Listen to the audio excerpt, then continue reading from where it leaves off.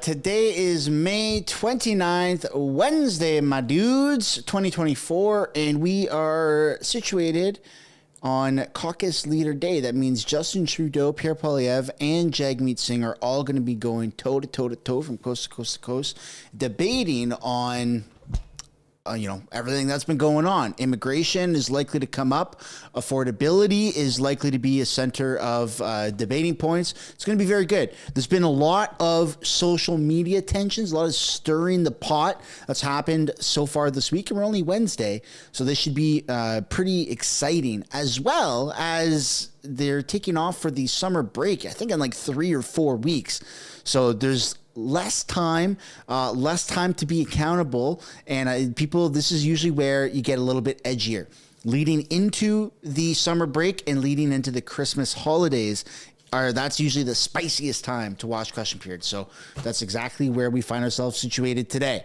Welcome back to the live stream, everyone. Before we get into it, before I switch my screen, I do want to encourage you guys to smash the like button and subscribe if you have yet already. Helps grow the channel, helps push the streams out, helps more people actually become aware of what's going on, and then they can make an educated decision when it comes time to voting. Especially, that matters especially now more than ever, because I think, if I'm not mistaken, the Liberal government is trying to change the voting age to 16 years old. So we need people to pay attention to what's going on and be able to see, especially these debates, and see that, hey, man, there's our government. They look on screen. That's our government. And they don't know how to answer a single effing question. So more important now than ever, I would say. Without further ado, we're going to switch screens and get into this, folks. Here we go. They're doing statements by members, so I take this time right now while they kind of shoot the shit. Get yourself a coffee, get yourself a beverage. I've seen a lot of people are rolling joints. A lot of people are getting into the whiskey. Good for you. It's 11 a.m. Pacific Standard for me, so yeah, I'm not doing that just yet, but maybe by the time it's over. Yeah, here we go, folks. Here we go.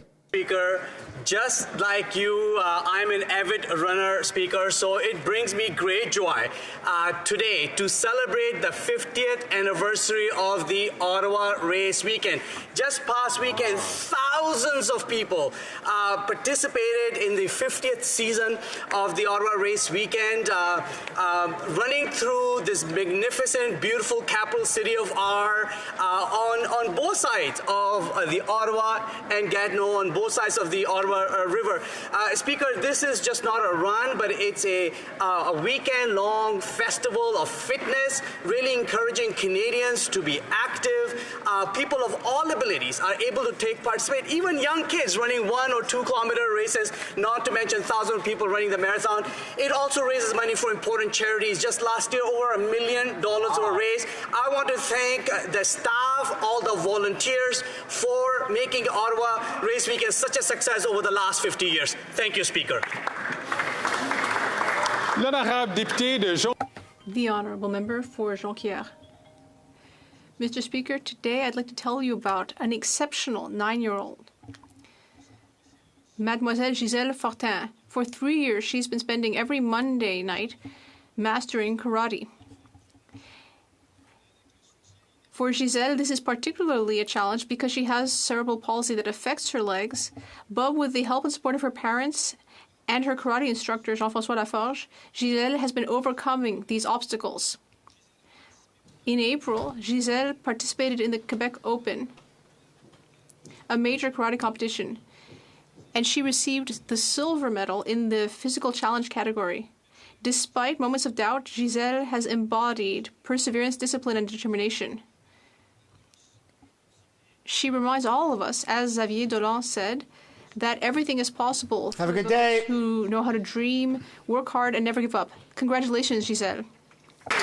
Wife's going swimming with the daughter, so. Merci, Monsieur le Président. The Honourable Member for Sherbrooke. I had to say bye. Thank you, Mr. Speaker. The Canada Economic Development Agency for the Regions of Quebec is investing in our Quebec businesses. Let's see some examples. In Lévis-Lobinière, $101 million for JL Leclerc et Fils for it to improve its productivity and green transition. In Bellechasse-Lévis, $1 million for Plate 2000 so that it can grow while reducing its ecological impact. In Mégantic-l'Érable, $2 million to help Fruits d'Or to increase cranberry and blueberry production in Quebec. and $1.5 million to Diffusion Saguenay and Chicoutimi-Le-Fjord for a new immersive show. Unlike the Conservatives, we are supporting businesses in our regions. The Conservatives want to bring back austerity. Quebec Conservatives should honestly tell their businesses that they want to cut their financial support.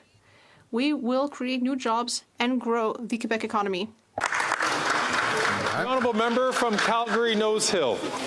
Many people talk about toxic masculinity, but fewer celebrate the type of masculinity that lifts our nation up. We should recognize men who day in and day out, without selfish motivation, go to work to be independent and contribute financially to their families. Men who do the emotional labor of lovingly disciplining their kids, spending time with them, and loving them enough to give them a stable home, no matter what that looks like. Men who are humble in their power, who overcome their weaknesses, and who sacrifice their own desires to support others. You can hear the Liberals melting down over this. Others from harm. Men who respect women. Men who teach their sons the importance of personal responsibility and earned respect. As we prepare to celebrate Father's Day, to my husband, Jeff, thank you for gifting our children with the greatest gift they could have got, one hell of a dad and role model. And to the rest of the men who are out there who fit this bill, or who are trying hard to get there as they walk through the trials of life, we see you, we give gratitude to you, and happy Father's Day. The honourable member from Charlottetown. Mr. Speaker, May is Lupus Awareness Month, and I'm honoured to raise awareness for the 1 in every 1,000 Canadians living with this chronic autoimmune disease. Lupus, sometimes called the disease of 1,000 faces, is characterized by its diverse symptoms, which make diagnosing it a complex and lengthy process. Lupus patients struggle with physical and psychological impediments impacting daily activities, employment, that was a good and social speech. relationships. Unforeseen costs such as home modifications and medical transport exacerbate financial stress. Access to health care is hindered by long waiting periods for specialists and medication costs. The disease's unpredictability further complicates matters. Often, disability policies don't recognize lupus, leaving patients vulnerable and unsupported. It's for this reason that we must ensure equitable access to health care, treatment and supports for all Canadians living with lupus. Thank you, Mr. Speaker. L'honorable député de Notre-Dame-de-Grâce, Merci, Monsieur le Président. Millions of children worldwide suffer concussions every year while playing sports, increasing the likelihood of developing mental health problems and chronic traumatic encephalopathy. CTE is a debilitating disease that can cause sleep disorders, mental health issues, and even dementia later in life. Concussion Legacy Foundation Canada's campaign, Stop Hitting Kids in the Head, aims to raise awareness and to reform youth sports to limit the number of head impacts suffered by children before the age of 14. I think all the Liberals need a CTE scan or something. Protéger l'avenir de nos enfants, non seulement. We must ensure to keep them in good health and to make our future athletes. Uh-oh. Trouble.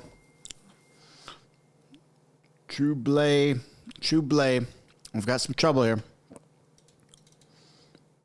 Let's take a little look. We must ensure to keep them in good health and to make our future athletes as good as possible. Champion Tim Fleiser, for your leadership on this very Marco Mendicino lost 70 pounds. No doubt. Probably Ozempic. The honourable member from Hastings, Lennox and Addington. Experts from almost every single industry and sector across this country have now had the time to read through this Liberal NDP budget spending spree, and they are nearly unified in their condemnation, especially over housing. This past Monday at Human Resources Committee, Conservatives directly asked industry experts how likely is the government to hit its housing targets. Her response was not a chance. I'll be honest, Marco turned his stuff around. Like, not his takes, but his body. He was getting really big, man. We're having to lots of stress, pay a bill or probably drinking, and that can be really hard. Super expensive wine every night, difficult, stressing out. Don't see any end in sight. Mr. Speaker, there is something the Prime Minister can do. He can allow his caucus thought he might go to jail, lose his job, lose his pension. That builds homes. It's a lot of stress. Bureaucracy. After 9 years, the only question left is whether this Liberal NDP government prioritizes practical public policy over partisan politics. The honourable member from Markham Unionville. Mr. Speaker, it is with immense pride that I rise today to congratulate Markham's own Michelle Lee on qualifying for the 2024 Olympic Games. Michelle Lee is the most successful Canadian female badminton player ever, and her achievements have brought tremendous honor and pride to our community. Her journey from our local community center to the world. Somehow you're unironically proud of Marco for losing all that weight. Man, same. First Canadian. It's not a bad thing to be proud of in women's. someone who we don't agree with, even if they are causing detrimental harm to our country. Right, a lot of that has to do with your mental state and the people you're surrounded by and the financial incentives and yada yada yada. But he's turned his stuff around. Maybe he'll have common sense in the future, right? Who knows? But he definitely doesn't seem as radical and as amped up as he used to be. So that's good. I'm proud of him too. The honourable member from Coast of Bays, Central Notre Dame. Thank you, Mr. Speaker. More Atlantic Canadians are hungry and homeless after 9 years of this NDP Liberal Prime Minister than ever before. Folks back home are spending way too much of their family income just to put food on the table. According to the Salvation Army Insights report, an astounding 87% of Atlantic Canadians are facing food insecurity. That's up by 13% in just 7 months. Last year, the Salvation Army Food Bank in Gander supplied a record 3,742 households. Based on the past 4 months, that number will be close to 5,000 for 2024. According to Salvation Army volunteers, there's a looks like his tie's been affected by climate change. Looking for assistance to put food on their tables. Sadly, many of them once donated to the food bank and are now unable to do so, as they barely have enough money to feed themselves. One thing is certain, Mr. Speaker, this NDP Liberal government is out of touch, and Atlantic Canadians are out of food and money. The honourable member from Cypress Hills. Oh, we're starting soon. It gets more and more obvious just how out of touch the NDP Liberal government is. After 9 years of this Prime Minister's high spending and tax hikes, Canadians can barely afford necessities. That doesn't matter to the NDP Liberals, who went ahead with hiking the carbon tax by 23% anyways, and they won't. I'm sorry to interrupt the honourable member. I'm having difficulty hearing the honourable member's statement. I'm going to ask all members, please, to carry your conversations. It came through the microphone fine. I don't know why he does that. Like, you don't have to hear it. As long as we hear it, the taxpayers, that's all that matters. The honourable member from Cypress Hills Grasslands on the top, please. Mr. Speaker, it gets more and more obvious just how out of touch the NDP. All right, folks, I feel good. I just smashed some porridge with a banana in it. I'm feeling nice and healthy, refreshed. Necessities. And that doesn't matter to the NDP. Ready to lose my mind with Trudeau. 3%, and they want to keep on raising it year after year. Only Conservatives understand that Canadians need a break. But summer approaching, people are trying to make plans to go out and see all the wonderful destinations that we have to offer in Southwest Saskatchewan. Places like the Jean-Louis Laguerre Regional Park in Willowbunch, or the Great Sandhills in Leader, or maybe Harvest Eatery in Shaunavon. That's why this summer we're calling for the removal of the carbon tax, the federal fuel tax, and the GST on gasoline and diesel until Labor Day. An average of 35 cents a litre taken off of gas prices would save Saskatchewan families up to $850 this summer. But even if the NDP Liberals refuse to support this common sense initiative, Canadians can be ensured that after they vote in the carbon tax election, Conservatives will remove the carbon tax for good. Yeah, health is a fickle thing.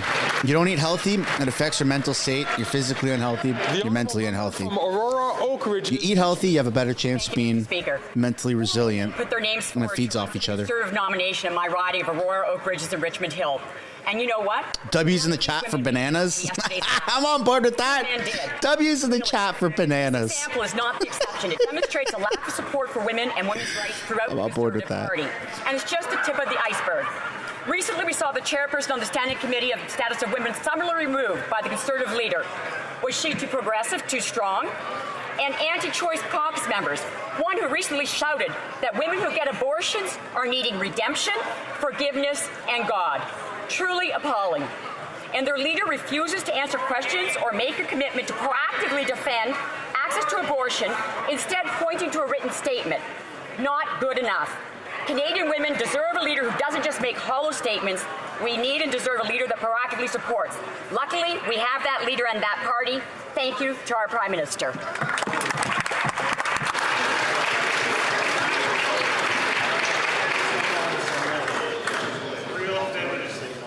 The honourable member from Nanaimo, Ladysmith. Mr. Speaker, society as a whole benefits when women and gender-diverse people reach parity in roles such as elected officials, Plush toys with my voice going, Mr. Speaker. Yeah, that'd give kids nightmares. Issues that benefit society, including healthcare. It gives adults nightmares. When women take on roles as political leaders, they shape politics and bring forward often ignored issues like ending gender-based violence and expanding reproductive health. When women Y'all remember for Mother's Day during the coup how Trudeau on a national broadcast asked for all the parents to leave so he could speak directly to the children? Women account for only 30% of those elected to parliament. Today, I call on all members of this House to challenge existing colonial and patriarchal systems and to That's crazy. women and gender-diverse individuals. I don't know why that just popped in my head. Probably the plush toy comment. When Parliament is representative of our community, everyone benefits. All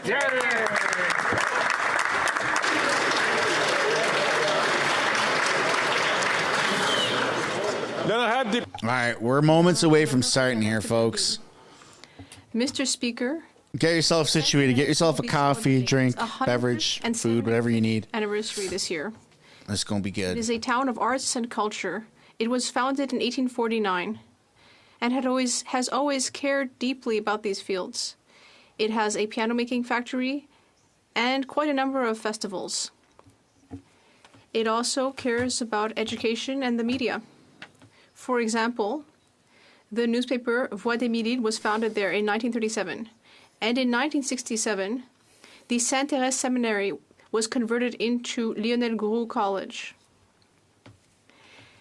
Sainte-Thérèse is also proudly represented by many community organizations and local small businesses, which are part of the warp and weft of this community. I would like to congratulate all those who have contributed to Sainte-Thérèse. It is a unique and exceptional place. Happy 175th birthday.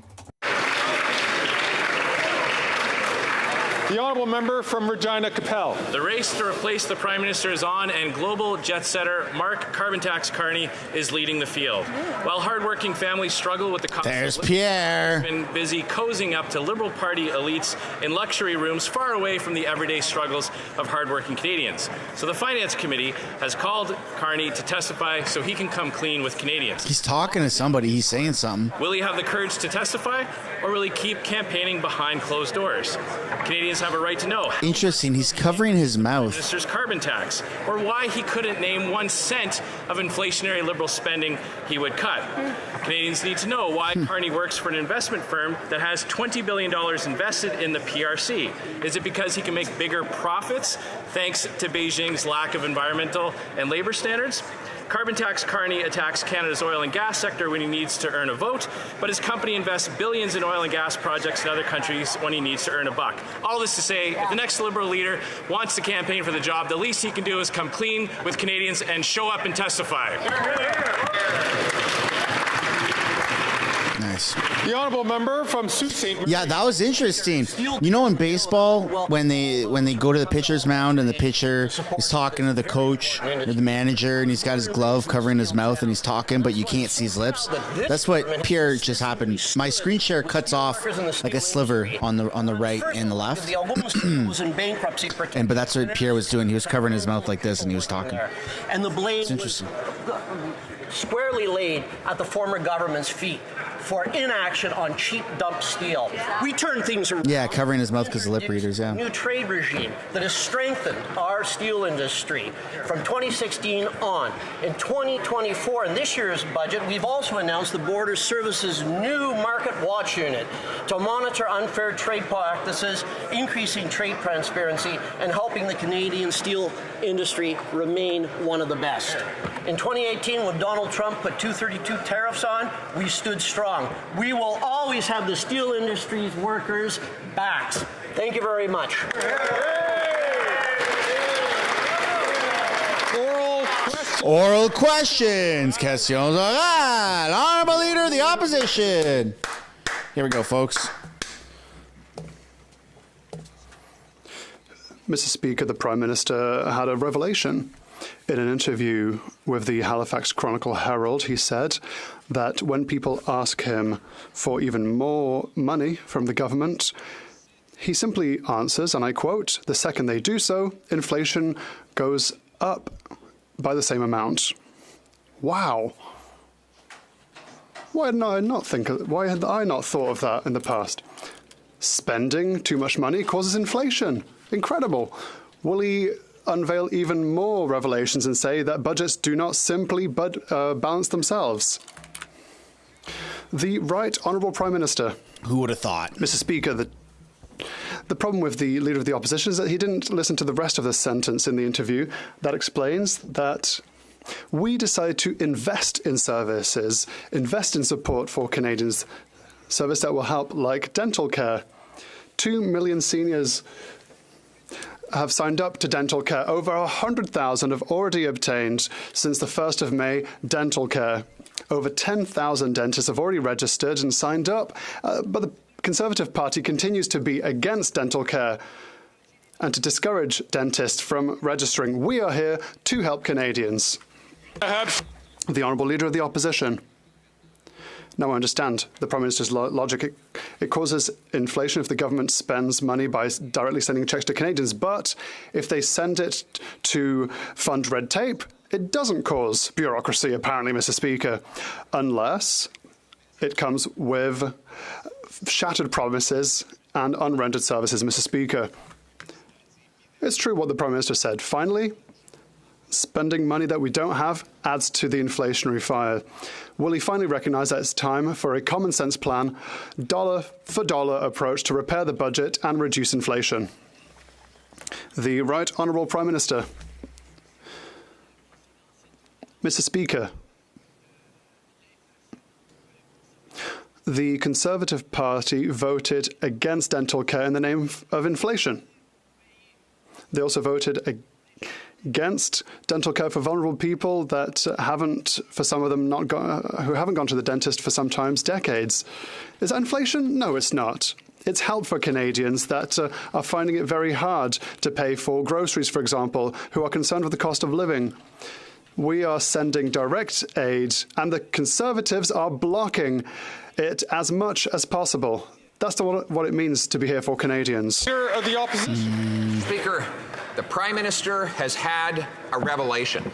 In an interview with the Halifax Chronicle Herald, he told how he responded to people asking for him to spend even more government money. And he said, and I quote, "As soon as you do that, inflation goes up by exactly the same amount." Oh. Right? Oh. Right.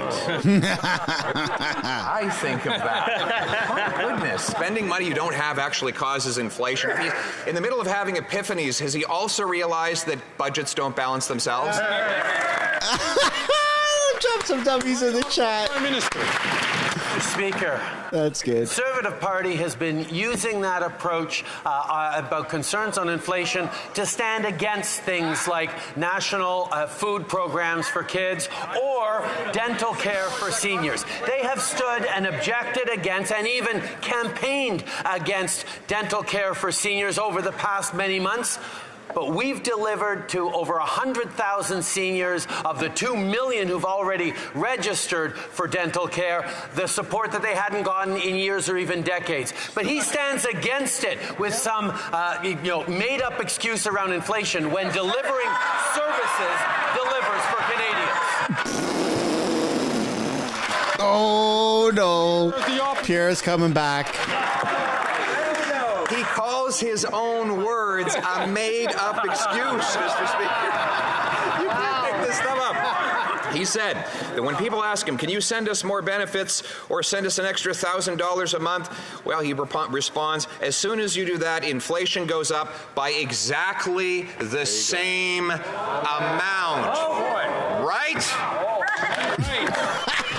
Holy shit. Speaker, that is exactly why over the past years we've been focused on bringing down inflation by supporting Canadians. And it working. For the past 4 months, Mr. Speaker, inflation has been down in the Bank of Canada target range, while we continue to increase supports for Canadians, increase dental care for Canadians with Conservatives that campaigned against, supports for seniors, supports for young people, increased investments in childcare, bringing childcare fees down to $10 a day. These are the investments we're making that do not add to inflation, but add to Canadians' well-beings as they're making ends meet. That's what we stand for, Mr. Speaker.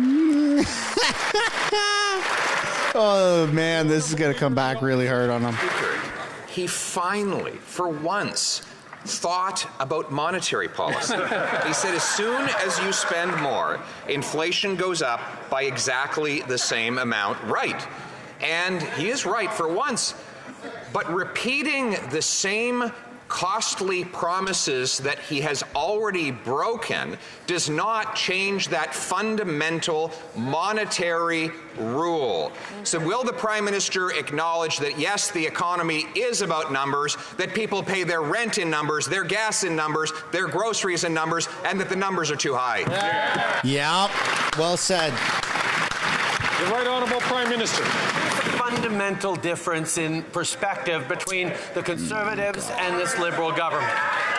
The macroeconomic situation of Canada is one of the best in the G7, one of the best in the world. And the independent credit rating agencies continue to give us AAA scores. The federal government is doing well, but Canadians need support. So we are choosing to deliver supports to Canadians with this solid fiscal position. Dental care, a national food policy, national disability benefits, help for housing and investments in the kind of supports for Canadians that he has stood against every step of the way, Mr. Speaker.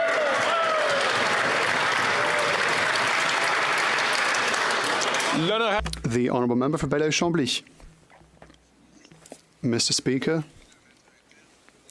in order to put an end to the terrible violence in the Gaza Strip, will the government and the Prime Minister reiterate Canada's commitment to calling for a ceasefire and a food and humanitarian convoy to Gaza? But will it also support the Arab League in its creation of an international peacekeeping force that would be deployed in occupied Palestine until the creation of a functional Palestinian state?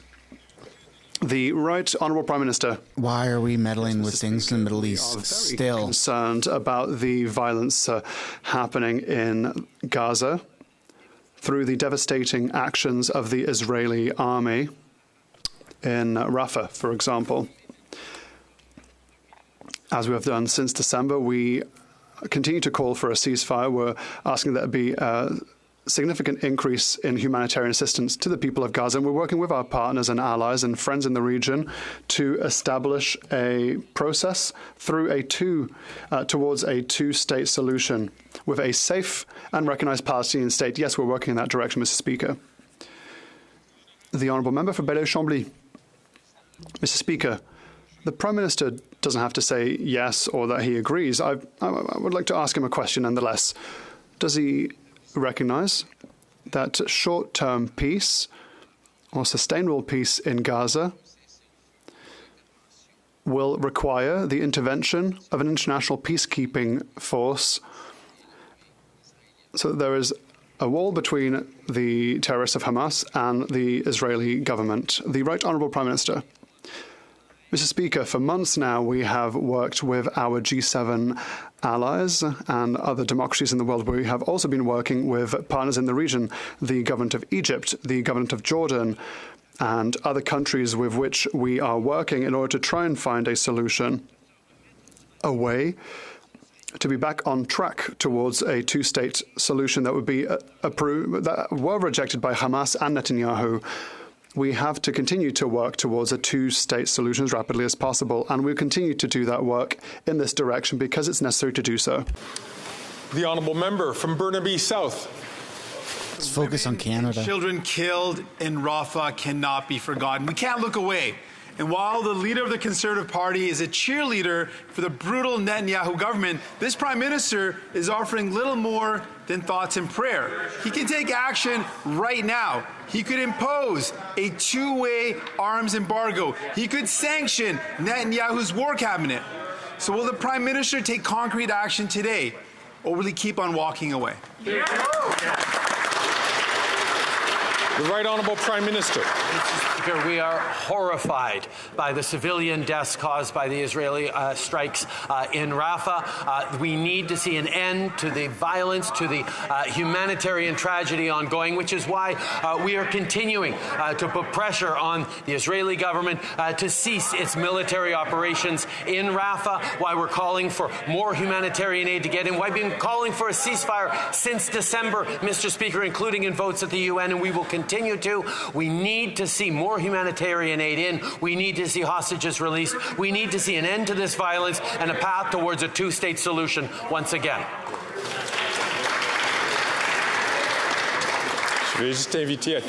I would just like to ask all members. Why aren't the surrounding Muslim countries taking in recognized by the Speaker the Gaza refugees? South.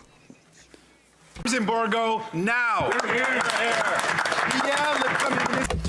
Yes, the Prime Minister said he was horrified by Netanyahu's strike on Rafah. But when asked what he intended to do about it, he ran away. What he could do today is impose an arms embargo and sanction Netanyahu's war cabinet. Will this Prime Minister finally act to save lives, or will he simply continue to save himself? The Right Honourable Prime Minister. Mr. Speaker, from the very beginning, we have worked actively to promote and establish peace and humanitarian aid. We are in amongst the biggest per capita donors to UNRWA, and we will continue to be here to help through humanitarian assistance, through medical help, and through food aid. And we will do the work that is necessary to continue down a path towards a two-state solution, despite the efforts of the Netanyahu government in ruining every prospect of a two-state solution. We will continue to be here. We will continue to find peace. The Honourable Leader. Here we go, Pierre. Because of this Prime Minister's incompetence and the incompetence of the Liberal Mayor of Montreal, the time one has to wait for a building permit has doubled and rents have tripled. In Ville-Marie, the Mayor of Montreal's municipal riding, it takes 540 days to get a building permit. What is the Prime Minister doing? He simply gives her $95 million more to build bureaucracy and red tape. Why not impose financial penalties on municipal politicians who are hindering the construction of housing? The Right Honourable Prime Minister. Mr. Speaker, instead of targeting elected officials, as the Leader of the Opposition is doing, we are choosing to invest to reduce bureaucracy and red tape, to accelerate processes. And that is exactly what we are doing through our 179 agreements to accelerate housing that we've signed with municipalities from coast to coast to coast. This to deliver more housing more quickly. These are agreements that the Leader of the Opposition wants to simply cancel, and that will not help building faster housing, and that's not what we saw when he was Minister for Housing. The Honourable Leader of the Opposition. Housing cost half of what it does now. The Prime Minister not only doubled the cost of housing, he also disperses amounts to build more red tape that blocks construction. Yeah, it made it impossible to build houses in Canada. In Bill C-356, that will be voted upon this afternoon. That will cut taxes on construction, that will sell federal land and buildings to build housing, and that will also give significant bonuses to municipalities who streamline housing more rapidly. Will they vote for more housing? The Right Honourable Prime Minister. Mr. Speaker, we have a concrete approach. We work hand in hand with municipalities and provinces. We invest in building more housing in the most comprehensive and ambitious way. Contrary to this member, when he was Minister for Housing under the Harper government, he built 6 affordable housing units for Canadians, and that's not the kind of approach that will help. The plan that he's proposed is very, very weak, according to experts that have analysed it.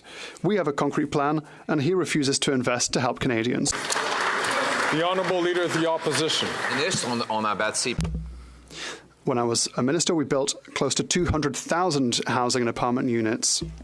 The average rent was $973, half of what it is today.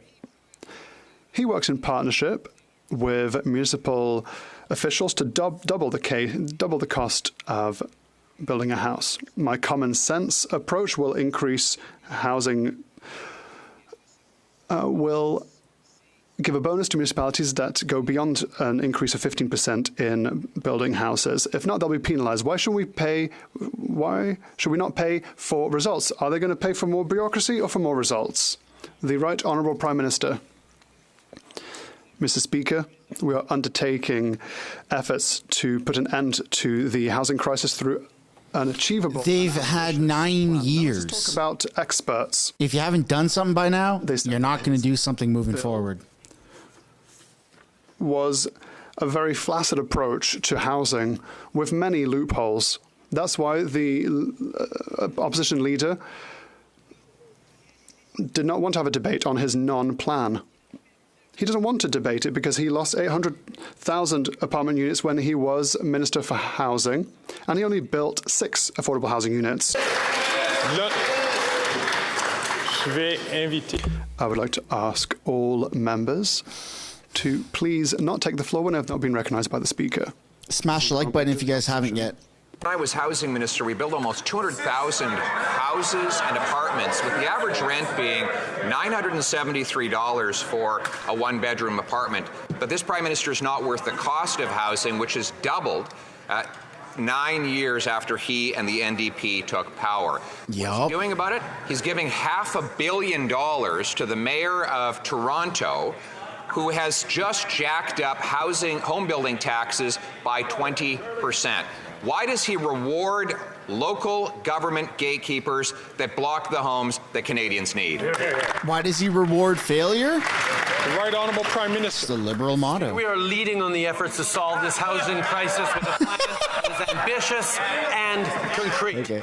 Meanwhile, after having his housing bill panned by experts as being, quote, exceptionally weak response to the housing crisis riddled with loopholes, the Conservative leader chose to repeatedly delay debate in this House since October on his bill. That's because he just doesn't care. When he was minister, he lost 800,000 affordable apartments and only built 6 affordable homes.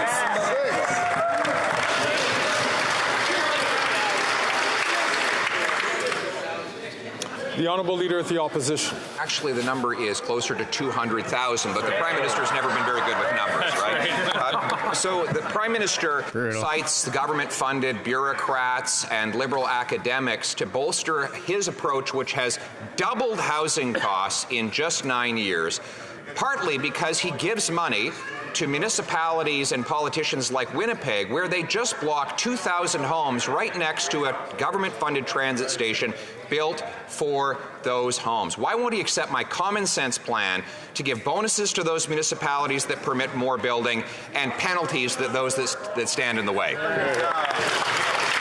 Right Honourable Prime Minister. Mr. Speaker, we criticize rightly the Leader of the Opposition, who, when he was housing minister, only built 6 affordable homes for Canadians across the country. But it is understandable, Mr. Speaker, because he was part of a government that took the federal government out of the building of affordable housing. They chose that the federal government had nothing to do with housing across the country. That's why for 10 years of non-involvement of the federal government, that leaves echoes. We've stepped up and invested in communities, invested in partnerships. We're getting the homes built. We're delivering for Canadians. The Honourable Leader of the Opposition. Sure. Housing costs have doubled since he became Prime Minister. They were half when I was Housing Minister. Housing costs have gone up 40% faster than wages, a bigger gap than in any other G7 country. Why? Because he's building bureaucracy and not homes.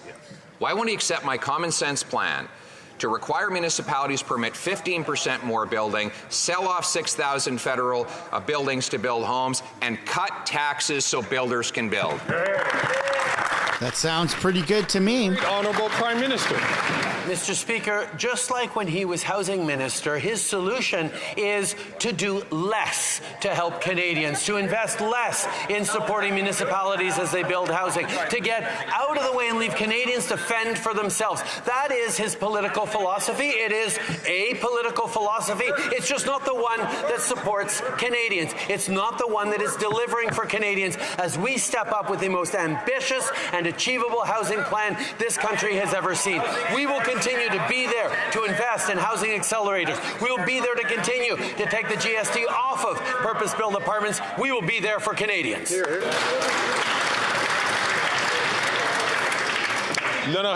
The Honourable Member for Belleville-Chambly. In mid-March, the NDP had a motion adopted in support of Palestine. It was a rather balanced one, and the Liberals decided not to recognise the Palestinian state through it. Today, while supporting a two-state solution, like the Prime Minister has just said, is he ready to add his country's voice to other countries that officially recognise a Palestinian state? The Right Honourable Prime Minister. Mr. Speaker, it is very urgent to establish a credible path towards long-term peace, and so we are against the Netanyahu government's efforts to reject a two-state solution. In parallel, Hamas, a terrorist group, controls regions of Gaza and have not given up the fight and have not freed all hostages. Canada is ready to... And so we're taking in 5,000 of their families? State at a moment that's the most conducive to long-term peace, and not only at the very end of a negotiation process towards a two-state solution. He just said they're run by terrorist entity Hamas. Member for Belleville-Chambly. Yeah, we're taking them in as refugees. International relations doesn't go through this kind of rhetoric, Mr. Speaker. What? We have to be concrete and we have to be strong.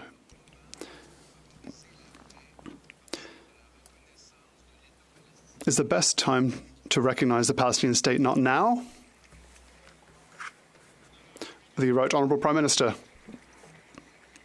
Mr. Speaker,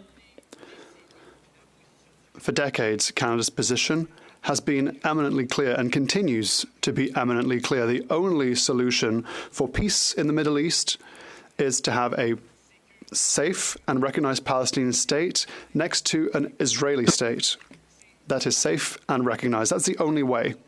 Our position for a long time has been that this recognition of a Palestinian state needs to come at the end of this process. We today recognize that it's not necessarily at the end of this process that we will recognize the Palestinian state. The Honourable Leader of the Opposition. Not a chance. That's what the president of the Residential Construction Council said when asked if this Prime Minister would keep his promise to build 3.9 million homes by 2031. So let's hear it from the Prime Minister. To reach that target, he'd have to build 550,000 homes per year. So yes or no, will the Prime Minister hit the target of 550,000 homes this year? Yes or no? The Right Honourable Prime Minister. Speaker, Canada is facing a housing crisis, and we need to take real action towards it, which is what we... That you created, oh my goodness.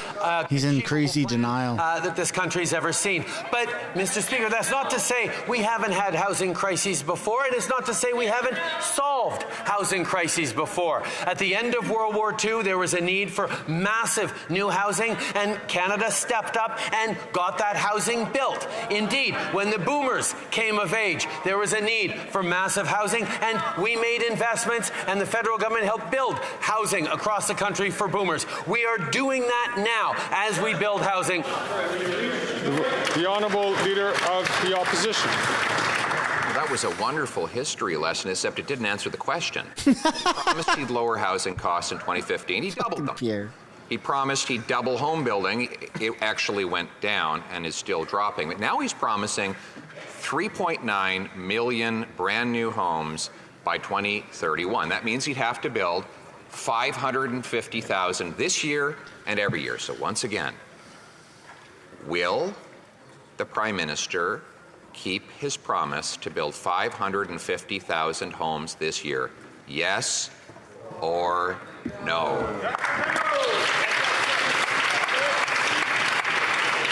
The Right Honourable Prime Minister. Mr. Speaker, the Leader Opposite speaks of 2015. Well, we took office with a commitment to get this government back, the federal government back in the business of building housing. We launched a national housing strategy in 2017 that put 2.5 million Canadians into new or refurbished homes, and we've continued to invest ever since. We're building homes on public lands. We're converting underused federal offices into homes. We're taxing vacant lands to incentivize construction. We're building apartments, bringing rents down with top-ups to the apartment construction loan program.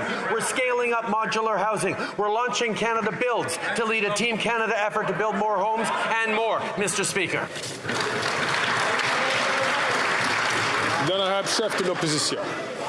The question was not how quickly he could read off talking points written for him by his staff. The question was whether he's going to break yet another housing promise. Remember, he promised he'd lower housing costs. He doubled them. He promised he'd double the number of homes built. They went down. Now he's promising 3.9 million new homes by 2031. That means 550,000 new homes this and every year. Will that's 1,500 homes per day. Keep that promise? Yes or no? There's no way. That's 1,500 houses per day. That's your economy would have to be banging. Criticism is there's too many measures in our housing plan. Housing should be solved by a simple one-size-fits-all solution, according to the Leader of the Opposition. That's perhaps how he managed to build only 6 affordable homes when he was Minister of Housing. Because yes, we have a broad range of initiatives that are delivering on housing, like topping up the Housing Accelerator Fund with $400 million, a new $6 billion Canada Housing Infrastructure Fund to help communities build. We're leveraging transit funding to build more homes. We're launching a housing design catalog. We're incentivizing more skilled trade workers.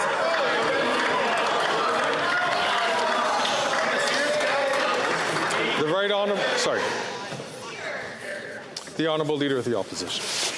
He's announcing a catalog, everybody.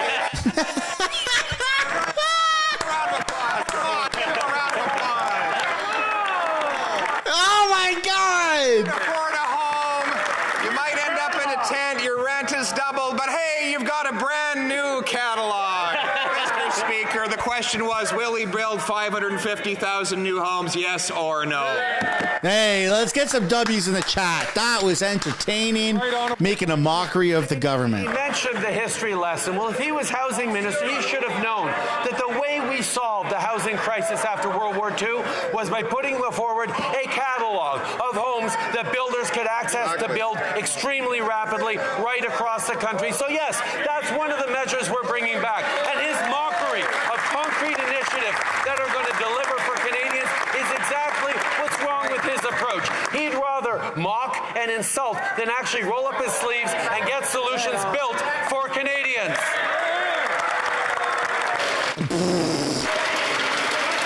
The Liberals can't even all stand up together in unison. That's so pathetic. Order. He still didn't answer the question. That's crazy. The Honourable Member from London Fanshawe. Report after report has shown that women who serve in the Canadian Armed Forces are not safe, and consecutive governments have failed to act urgently.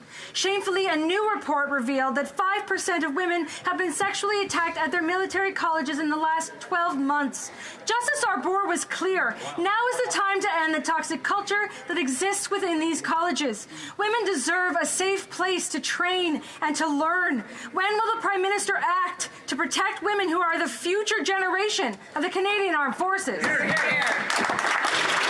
The Right Honourable Prime Minister. Mr. Speaker, we absolutely agree that the culture at the Royal Military College needs to change. That's why we took action. We appointed the Canadian Military College Review Board last year to enable meaningful culture change at these institutions. No RMC cadet and no CAF member should ever be subject to harassment, discrimination, or misconduct. The Minister of National Defence will not hesitate to implement the necessary changes to protect cadets and all officers.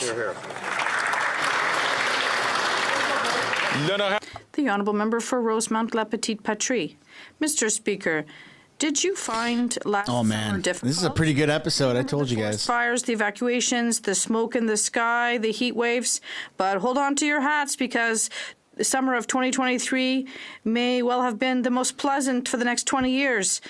The summer to come will even be hotter. The number of suffocating days will multiply. Hey, we're pretty close to 109,000 subscribers. Just need a few hundred, you guys, who haven't yet to, smash the like button on the video, but also subscribe to the channel. I'd super duper appreciate that. Madness. The Right Honourable Prime Minister. Mr. Speaker, we will continue with the most ambitious fight against climate change that Canada has ever seen. And we are delivering results. Excluding the pandemic, Canada's emissions have never been as low in 25 years. And we are the first federal government to achieve its emissions targets. It is possible to reduce emissions, to fight climate change, and to support Canadians and grow the economy at the same time. That's what we're going to continue to do to build a stronger, greener future for all Canadians. The Honourable Member from Vaughan Woodbridge. Mr. Speaker, thanks to the work of our government, Ontario is a leading manufacturing hub for the 21st century. Companies from across the world are choosing Ontario to build high-tech factories that are focused on delivering real climate action. The world knows that the economy of tomorrow needs to be built on sustainability because climate change is real. Evidently, the Conservative Party did not get the memo. Can the Prime Minister tell this House more about what the government is doing to make Ontario a global leader in electric vehicle production? The Right Honourable Prime Minister. Mr. Speaker, the whole world is embracing an economy based on renewable energy and clean techs. The member for Vaughan Woodbridge is right. Thanks to our bold investments, Ontario is now a global leader in EV production. We have the #1 EV battery supply chain in the world, thanks to investments from companies like Honda, Stellantis, and Volkswagen.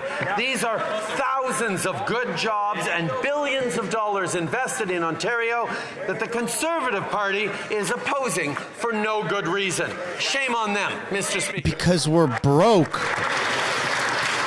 That's why.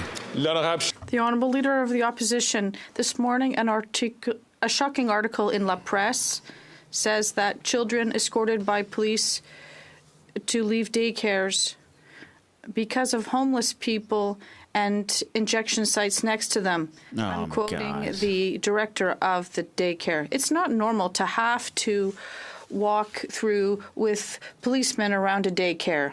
Why, with the support of the Bloc, is this Prime Minister putting our children in danger by allowing violent repeat offenders take drugs on our streets? The Right Honourable Prime Minister. Mr. Speaker, nurses, hospital personnel, and all patients and Canadians should be able to feel safe in their workplaces and in hospitals. This is our government has supported $1 billion in the healthcare system to make sure Canadians have access to the best healthcare possible. The difference between us and the Conservative Party is that while they seek to criminalize those who are most vulnerable, drug addicts, we are rolling up our sleeves and working at all levels of government to resolve this crisis. The Honourable Leader of the Opposition, Mr. Speaker, he didn't hear the question. It was in terms of daycares. Yes, because of the decriminalization in BC, nurses had to breathe in crack and meth fumes. But now I'm talking about Montreal, where his policies led to the liberation of violent criminals and drugs in the streets next to a daycare. Once again, my question, why is the Bloc and the Liberals, why are they not accepting our common sense plan to eliminate drugs and put criminals in prison? The Right Honourable Prime Minister, Mr. Speaker, what the Conservative leader is proposing is a step back to policies of the Harper years, which failed in the fight against drug addiction. And even one of the government's Harper advisors recognizes that it was a clear failure. We're going to continue to be here to make sure, assure security for everyone, including for children in daycares, with a compassion-based approach, health-based approach, and keeping people safe. The Honourable Leader of the Opposition. Many Canadians want to go back to the days when children didn't need police officers at their daycares, Mr. Speaker. Man. It's even crazy that they're at high schools and stuff like that. The Liberal government is not worth the cost. The Bloc voted for $500 billion in inflationary bureaucratic spending and centralizing spending. This has caused 60% of consumers to say that they are in stress. When will the Bloc change its tax and inflationary spending on the backs of Quebecers? The Right Honourable Prime Minister, Mr. Speaker, the Conservative leader has just explained that his approach is austerity. Austerity for a government that would make it hard for people. We have chosen to invest to help Canadians. For example, help seniors with dental care. And since the beginning of May, there have been more than 100,000 seniors able to obtain dental care across our country.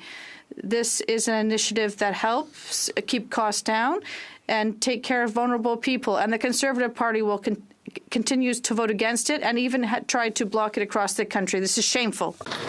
The Honourable Leader of the Opposition. About austerity, well, I think that the Bransfield family of 4 in Calgary can tell him all about austerity, because that's what they're living right now because of his housing hell, his carbon taxes, and his inflation. They said, close quote, "We're having to choose between paying a bill or getting food, and that can be really hard. It makes things really difficult. And I just don't see an end in sight." Will the Prime Minister accept our common sense plan to axe the tax, fix the budget, build the homes so that the Bransfield family and so many others can eat, heat, and house themselves? The Right Honourable Prime Minister. Mr. Speaker, I disagree with the Leader of the Opposition. Of course you do. Away the Canada carbon rebate checks that arrive 4 times a year in the bank accounts of the Bransfield families. Indeed, 8 out of 10 Canadians, according to the Parliamentary Budget Officer, are better off with the Canada carbon rebate as we fight climate change with the price on pollution. 8 out of 10 Canadian families from coast to coast in the jurisdictions where the carbon price applies are better off. That includes, most likely, the Bransfield family, and we will continue to be there for them. The Honourable Member for Belleuil-Chambly. Let's not be mistaken. I have the great respect for the state of Israel, but things have to stop. With this in mind, is the Prime Minister ready to support the ICG and the ICC to adhere to international law and help all peoples who could be subject to arrest on Canadian territory? And is he ready to apply the Canadian sanctions regime to Israelis who openly commit crimes against humanity in the Gaza Strip? The Rafah thing? Mr. Speaker, Canada supports the independent work of the ICJ and the ICC. We are here to support the process and to ensure that everyone follows international law, including the rulings of these courts. We are here to support processes multilaterally to make sure that international law is adhered to. We are a country of rule of law, and we will remain so. The Honourable Member for Ballet-Chambly. Mr. Speaker, the Prime Minister has announced a bunch of principles that seem very interesting, but never seems ready to accept terms and adopt and put forward cooperation with our allies, countries that have political will and policies that will help force Israel to end the violence in Gaza. Can he stop just giving us empty words and take action? We've just sent 10 proposals to do this. The Right Honourable Prime Minister, Mr. Speaker, if we want to respect imagine if they had this much passion about things in Canada. Respect the work done by institutions that were created to support it and defend it. And yes, we do support these institutions, but we're not going to jump stages to declare an outcome or decisions of these courts. On the contrary, we are going to wait for them to do their work because this is what international law hinges on. The Honourable Leader of the Opposition.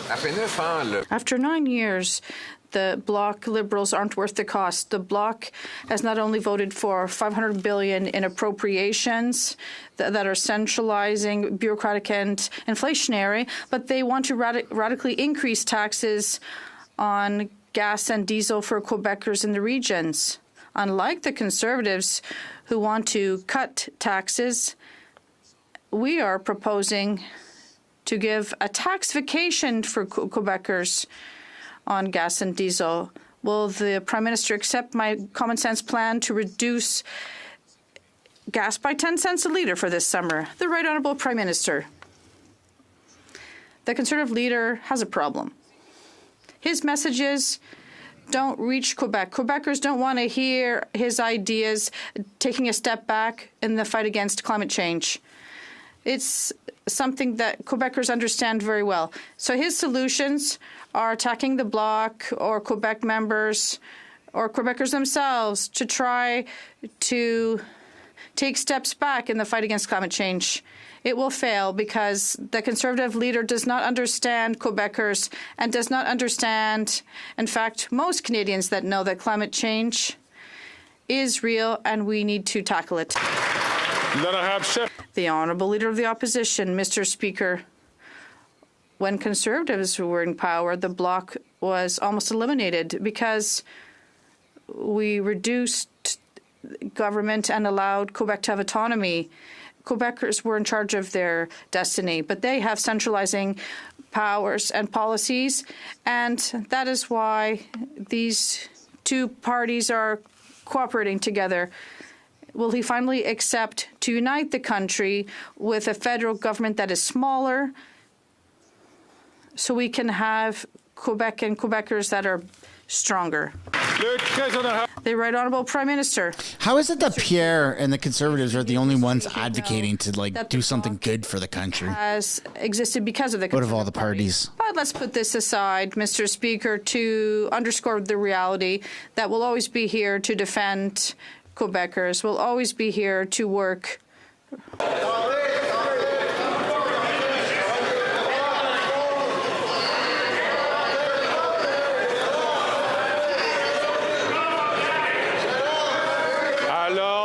Order. Order, please.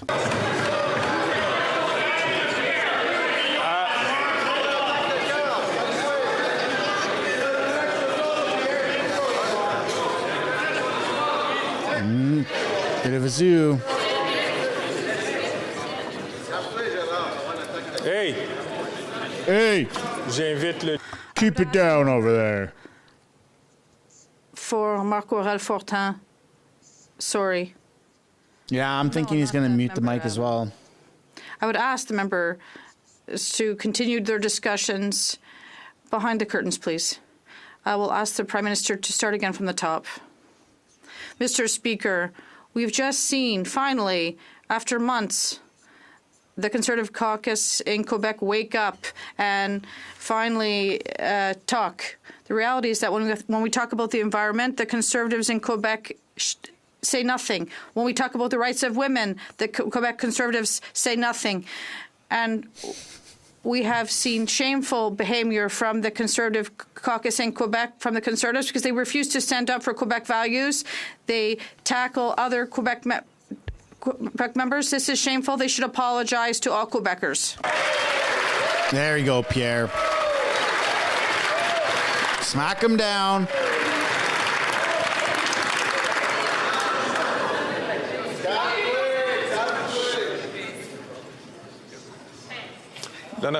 The Honourable Leader of the Opposition.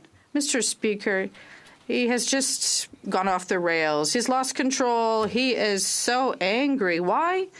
Because he has just learned that Quebec Liberals are turning their backs on him. Why? Because he has there's a common sense Conservative team that will cut taxes, build homes, fix the budget, and stop crime. Why not accept this? There's still time to accept this common sense plan. Give people a tax break so Quebecers can have a tax-free vacation. The Right Honourable Prime Minister. True, Mr. Speaker, sometimes I do stand up as a Quebecer to defend the values of my nation, of my country. These values as a Quebecer and a proud Canadian. We want to defend the environment, tackle climate change, protect the rights of women. Yes, I will always be passionate when it's time to defend fundamental rights for Canadians. I'm here to do this. Unfortunately, the Conservative Party continues to propose Quebecers a step back, and in terms of climate change, they're denying it. They're taking a step back in terms of the rights of women. That's not what Canadians and other Quebecers want.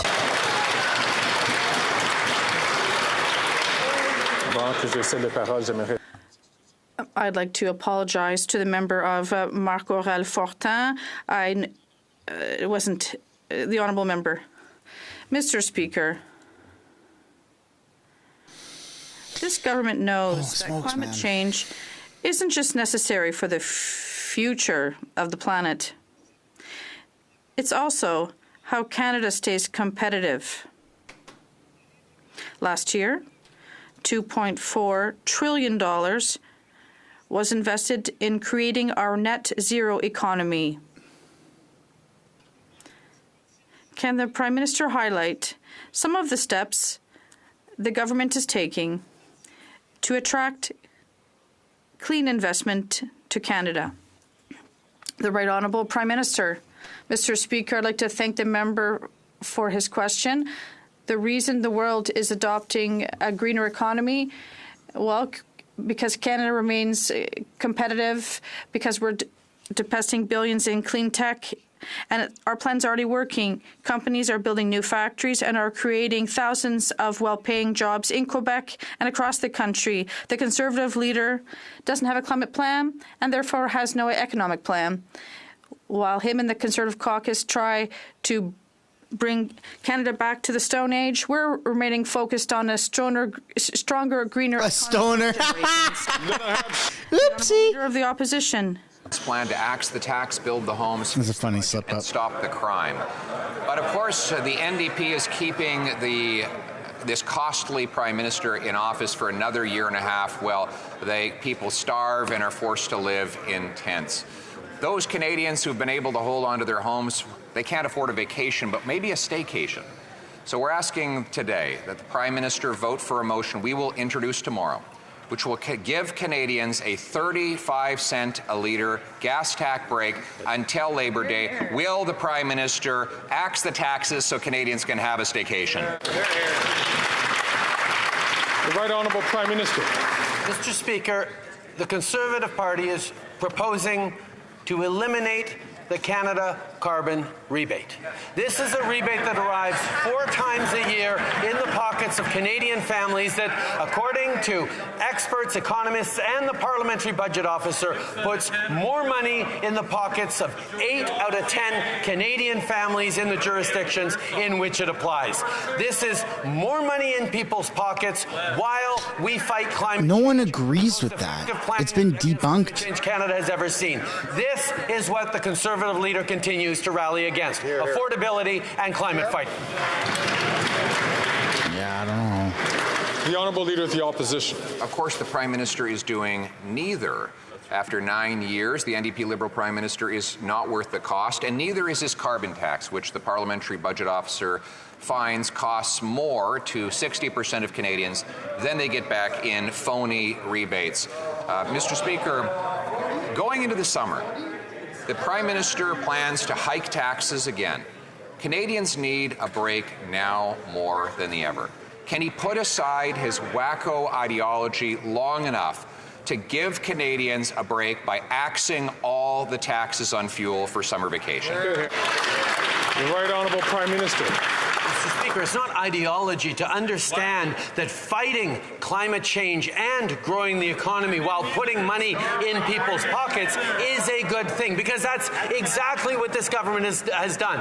Excluding the pandemic, our emissions are now the lowest they've been in 25 years because of our plan that prices pollution and puts more money back in the pockets out of 8 of 10 Canadian families. The fact that he refuses to understand that you don't have a plan for the economy if you don't have a plan to fight climate change is yet another proof of the fact that his approach is not going to succeed for Canadians. The Honourable Leader of the Opposition. Speaker, he ranks 62nd out of 67 countries on fighting climate change. This after he's brought in That's quite sad. 17-cent a litre carbon tax. A tax that he wants to nearly quadruple up to 61 cents a litre if, God forbid, he's ever elected. We have 2 million people lined up at food banks, a quarter of Canadians skipping meals because they can't afford food. 1 in 4 adults missing meals so they can feed their kids. For God's sakes, why won't he give Canadians a summer vacation from all his taxes and accept our common sense plan? The Right Honourable Prime Minister. The Conservative leader isn't focused on affordability. He's focused on ending action on climate change. If he was so concerned about the price of gas, he'd have a conversation with his friend, the Premier of Alberta, who just raised the gas tax by 13 cents a litre. Experts agree, including Premier Smith, that Canadians receive back more money from the Canada Carbon Rebate than they pay with the price on pollution. We are putting a price on pollution and putting more money back in the pockets of the middle class and people working hard to join it. That is joining the efforts we're doing on affordability, like dental care, like support for childcare, and support the middle class. The Honourable Member for St. John's East. Our Atlantic Accords bill will allow for the development of offshore wind projects. By investing in I didn't know that about energy, Smith. we are investing in a future for Atlantic Canadians that is green and prosperous, one where we fight climate change and create jobs. The Conservatives are getting in the way of Atlantic Canada by opposing C-49. What is government doing to ensure that Atlantic Canada can contribute to the green economy? The Right Honourable Prime Minister. I thank the member for St. John's East for her advocacy on behalf of all Atlantic Canadians. We're equipping Atlantic Canadians with the tools they need to thrive in the economy of tomorrow. Offshore wind alone is expected to bring $1 trillion of investment by 2040. There's no common sense in opposing good-paying, cutting-edge Atlantic Canadian jobs. This is yet another example of the Conservatives blocking middle-class jobs because of their backwards ideology. While Conservative politicians pen angry op-eds against investing in the Atlantic, we'll ensure Atlantic Canadians are not left behind. The Honourable Member from Churchill-Kiwatanuk-Aski. Mr. Speaker, here in northern Manitoba, we've seen the wildfire season start much earlier because of climate change. Frontline forest firefighters are giving it their all, but they can't do it alone. The military has had to help with firefighting operations across the country in the past. But now military leadership is warning their capacity to help Canadians evacuate will be limited, calling that help wickedly wasteful.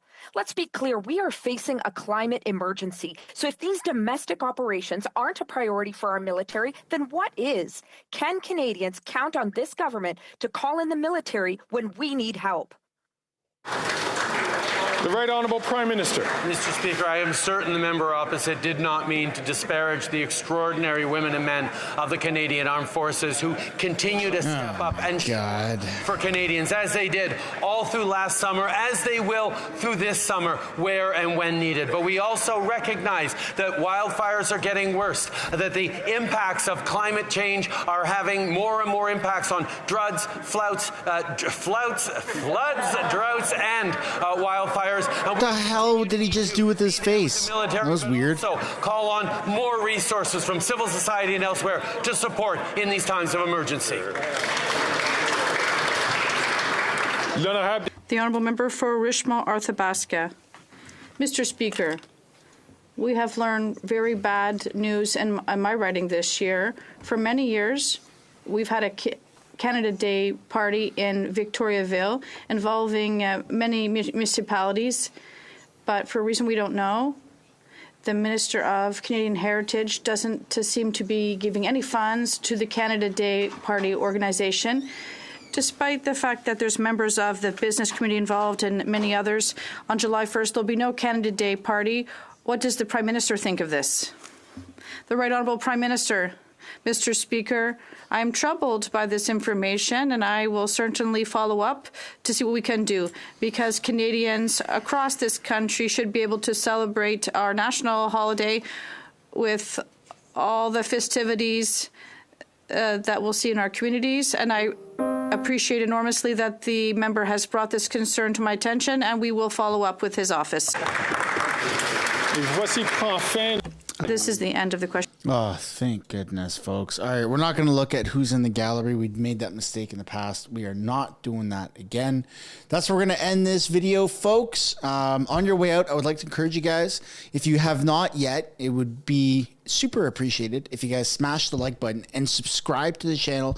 It helps push the live streams out further, helps push the content out further, so more people can be aware of what is going on. And we'll be back the same time tomorrow. Peace and love, everybody. Go enjoy the rest of your day. Bye for now.